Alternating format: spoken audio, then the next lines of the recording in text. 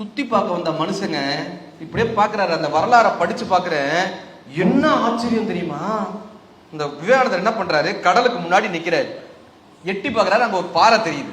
இவர் என்ன யோசிக்கிறாரு, நான் அந்த கடலை தாண்டி போய் அந்த பாறையில உட்காந்து தியானம் பண்ணணும்னு நினைக்கிறாரு. சுத்தி கடல் இருக்கிற காரணத்தினால அந்த பாறையில உட்காந்து நான் தியானம் பண்ணுப்பான்னு நினைக்கிறாரு. இந்த படகு ஓட்டிட்டு போவாங்கல்ல, அவங்க கிட்ட கேட்கிறாரு, என்னை கொண்டு போய் அந்த பாறையில விட்டுற முடியுமாப்பான்றாரு. அவங்க ஒரு காலனா கேட்கறாங்க. அந்த காலத்துல காலனா கொண்டு போய் விடுறதுக்கு கேட்பாங்கல்ல, காலனா கேட்கறாங்க. நம்மள்ட்ட காசு கிடையாது. ஏன்னா அவர் உண்மையிலேயே சாமியார்.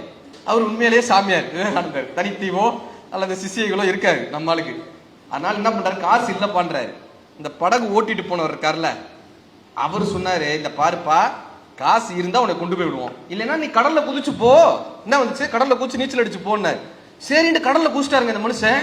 கடல்ல குதிச்சு 3/4 மணி நேரம் 1 மணி நேரம் மூச்சை பிடிச்சு நீச்சல் அடிச்சு போய் அந்த பாறையில போய் தவம் பண்ணாரு.